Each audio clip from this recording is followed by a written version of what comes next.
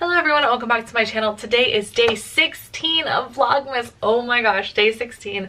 So today I'm going to be doing another story time Saturday for you guys, and I'm actually going to be sharing with you my first solo trip experience.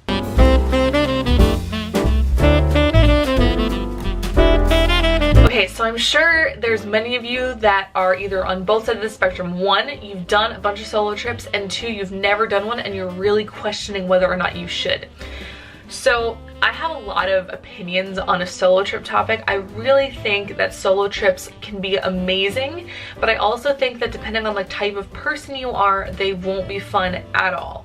So I'm gonna kind of give you my, how I operate on a solo trip and how my mind works, and see if you kind of assess yourself the same way or not, and that can kind of base whether or not you should take a solo trip to Disney. I am actually somewhat of an introvert, if you can believe it or not, but I actually don't necessarily like to be around people all the time. I'm around people a lot for my job, and that's when I'm extroverted and on, and when I'm at home and when I'm, with people, I kind of tend to quiet down depending on what I'm doing, or I'm very independent. I do a lot of stuff on my own, go to the movies, go to dinner. I do a lot of stuff by myself, and so the solo trip seemed like a pretty easy yes for me.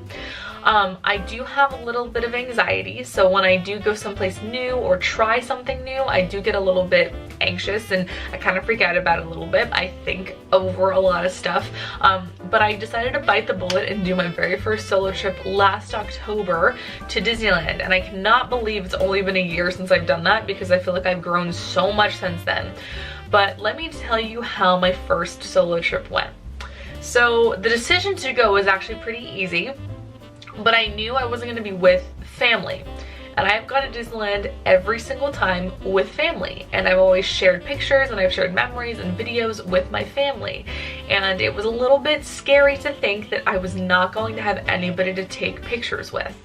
I don't know why that freaks me out so much, but I didn't want to. I had these memories in my head of sharing experiences with my family, and I knew I wasn't going to get that this time.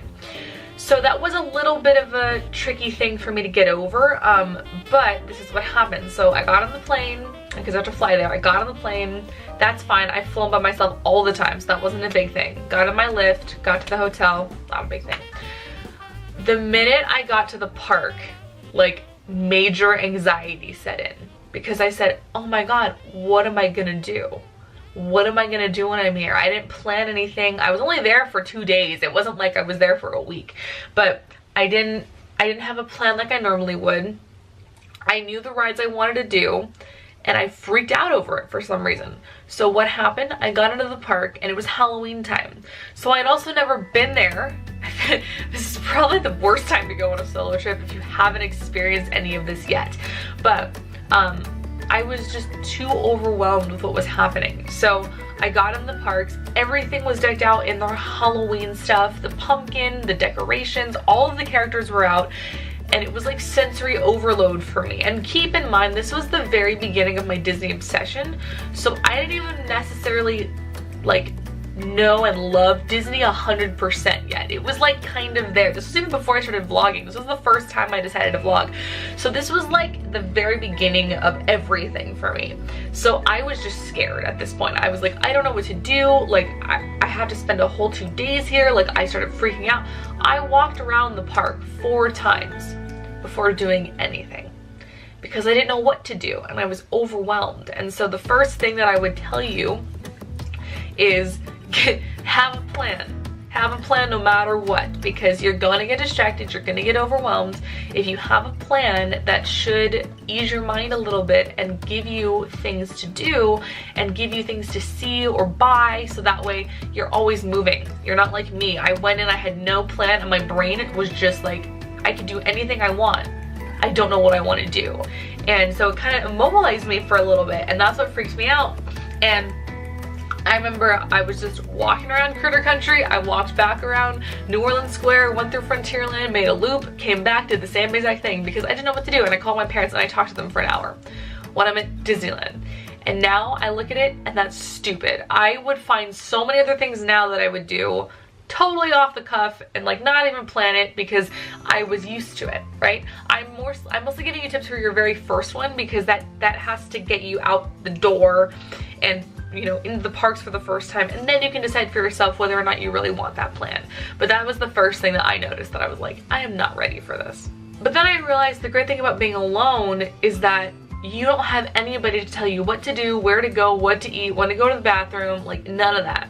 And you're also not in tow with 3 screaming children and having to like miss your day because your kid has to take a nap.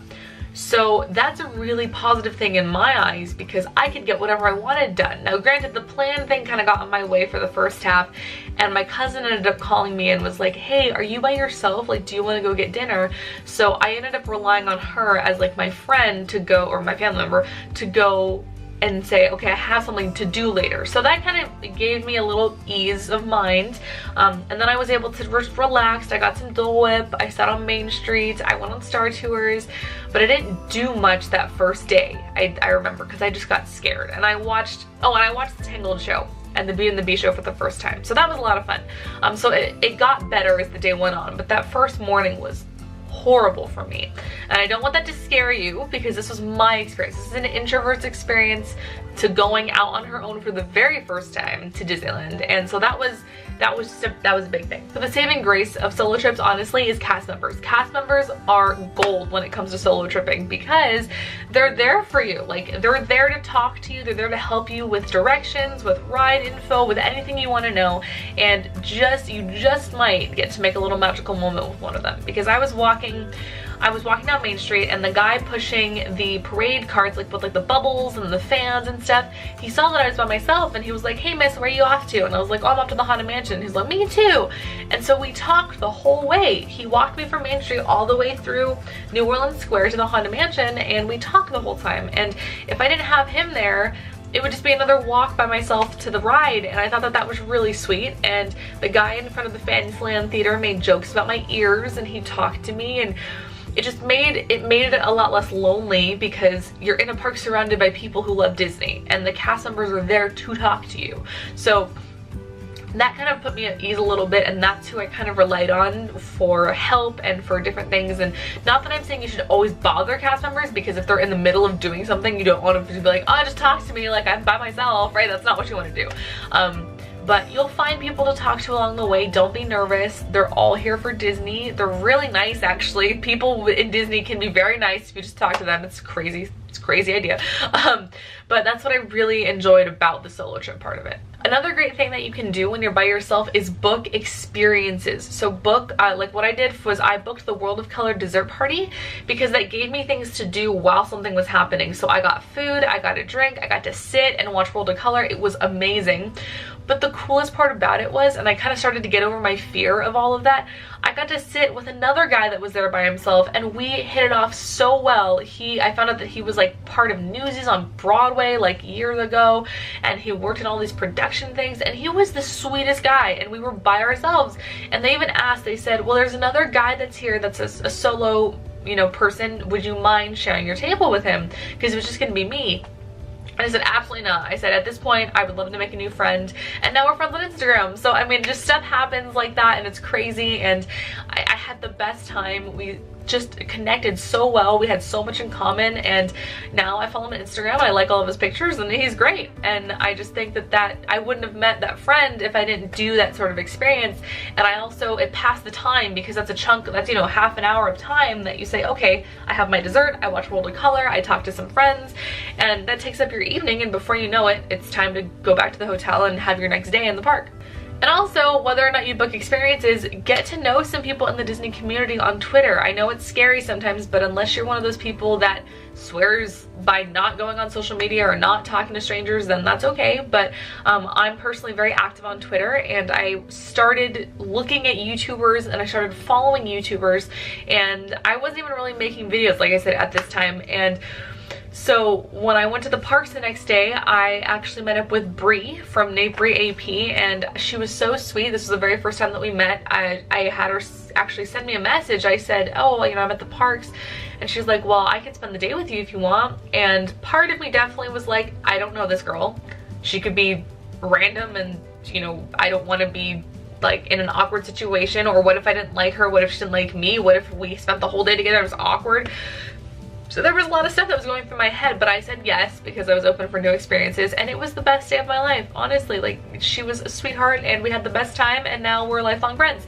So, you know, you never know what can happen on a solo trip, but, you know, to stop making this video super long, I'll stop it here. But there's a lot of things that you can do on a solo trip to make it more either bearable for you if it's your first time and you're scared, or just have fun and enjoy it because, you know, you just love doing that kind of stuff. And if you're not so worried about sharing your experiences, take pictures, take video, show it to your family when you get back, FaceTime them during lunch, like do things that it's not going to interfere with your whole day, but you're still able to talk to them throughout your trip and even share stuff with them afterwards. So pretty much, like, make a plan, be able to book experiences, like try new things. Like, it's going to be so much fun for you because everything's new and it's exciting, so that should help you.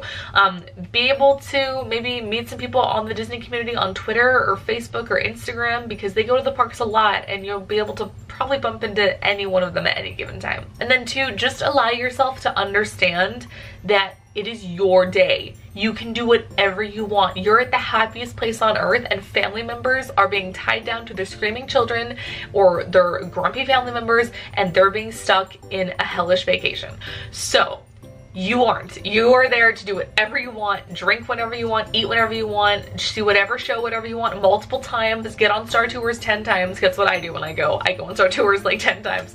But no one can tell you what to do, and that's the best part of the solo trip. So if you're ever contemplating going, I definitely think you should. I know my story started out a little scary and nerve-wracking, but honestly, now I go all the time and I love it. I absolutely love it. And it's actually very calming to go by yourself if you need that, like, escape from people. It's weird because you're in the park with people, but if you're by yourself and you can just do what you want, there's a really, like, calming thing that comes with that. And so I would highly encourage you to do it. Please leave in the comments below if you have any other questions about solo tripping or expectations. I would love to answer them for you and just help you through some stuff if that's what you're feeling. Otherwise, we can start a discussion just about solo trips and having fun on them. So thank you guys so much for watching. Please go check out all my social media links. I have a Twitter, an Instagram, and a Patreon, and also, of course, subscribe to this channel so you can get Vlogmas content every single day. But I will see you guys tomorrow for another Shout Out Sunday. Bye, guys.